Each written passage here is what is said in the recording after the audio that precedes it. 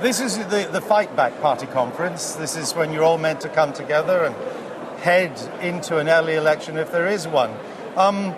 What would, of course, be hugely symbolic would be if David Cameron, the brave New Hope, and Margaret Thatcher, your greatest peacetime leader, came together on the platform. Is she coming?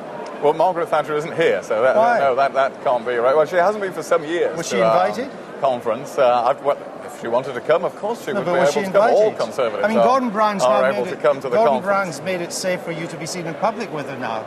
Gordon, now we are all Thatcherites. A while back, you didn't really want to be seen in public with her. But she hasn't come to the conference. Why didn't you invite her? Wouldn't that be a wonderful years. Picture of Mr Cameron and Mrs Thatcher together to put a spring in the delegates' step? Well, maybe, why wouldn't you invite your greatest ever leader? All the Conservatives, why didn't you all invite leading her? Conservatives are invited to the conference. So Lady Thatcher wanted to be here. There would be no problem whatsoever having her here. But she's very special. Didn't you give her a special I was the invitation? leader. She was always here, but she has decided, as she has become older, not to come to the party conferences. But she's all right to go to Downing Street.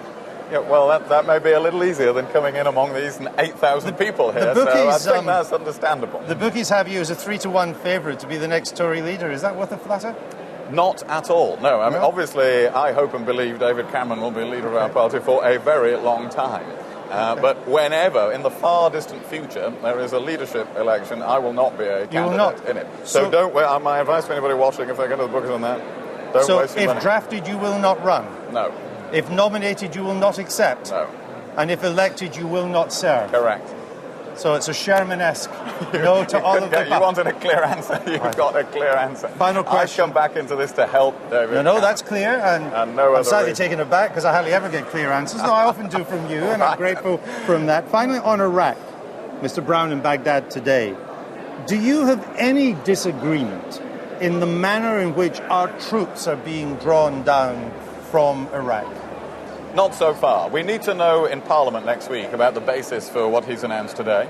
There are questions to ask about the role of the remaining troops. Are they in a militarily defensible situation?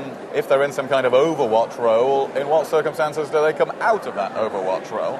But we expect to support further reductions in our troop levels. But overall, you're broadly in agreement with the government? Yes, because our troops should only be there as long as they're needed for the stability of Iraq or the security of southern Iraq. And the sooner we can withdraw them, the better. Publicity stunt for Mr Brown? Take it away from your conference? It could be a bit cynical, but these things must be decided on the basis of what's right for Iraq, our armed forces, ourselves. I hope he is deciding it on that basis, not on the basis of day-to-day politics. All right. William Hague, thanks for coming on the Daily Always Politics. A pleasure. Good to see you. Thank you.